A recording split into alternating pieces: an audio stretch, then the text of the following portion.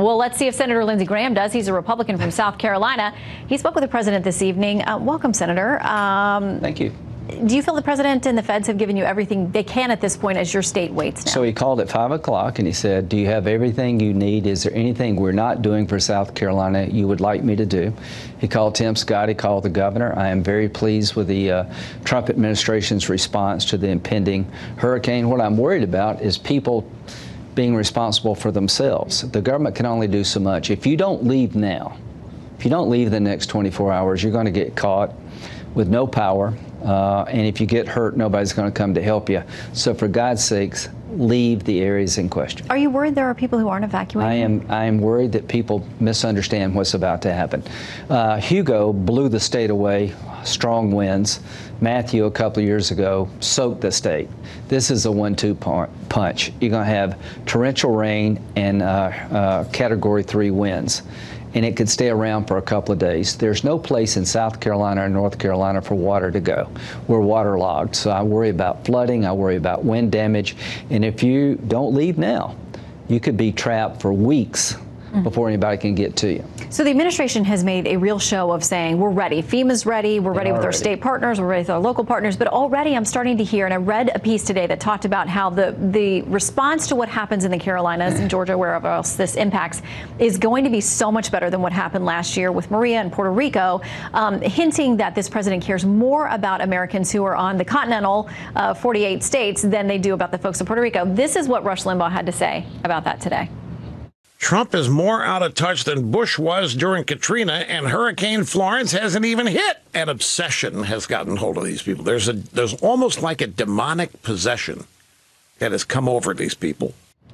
So can the president win? I mean, if this is a good response, there's going to be the comparison to last year. There's some people he can't win with, but he's going to win with the people of South Carolina, North Carolina, and Georgia if he keeps doing what he's doing. As to Puerto Rico, it's an island nation. It's a very tragic thing that happened. I've got to focus on what's coming.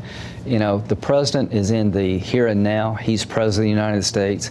He called myself, the governor, Tim Scott. I can't think of anything that he has not offered that I wished he would offer. That's all I can say. To the people of South Carolina, the president is on this, and I'm going to the National Emergency Center here in D.C. tomorrow to get an update. I'll be home later in the day, and we're as prepared as I know how to be. But I want to stress this. You can do something about your own fate here. If you live in the areas in question along the coast, please leave.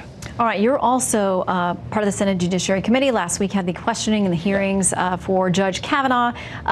Within the next weeks or so, the committee is going to finally get around to voting. But today he turned in answers to more than 1,000 follow-up questions that primarily Democrats had.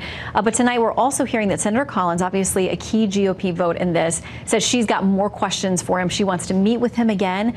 What do you think his odds are at this point? Well, I think it's good. I don't think he could have done a better job. The criticism against him is mostly manufactured. If you don't want to vote for a conservative Republican nominee, just be honest about it. They're accusing him of things he did not do. He never talked to a lawyer in a 300-person law firm about the Mueller case inappropriately. He had no idea that Manny Miranda stole documents. He wasn't in on that. But Miranda says he didn't. Huh? Miranda says he didn't. He said he accessed documents that were there for the taking, and it might not have been the best idea. So but Manny to use says the word he didn't stolen. steal anything. But here's the question: nobody has said that Kavanaugh knew anything about it. Yeah.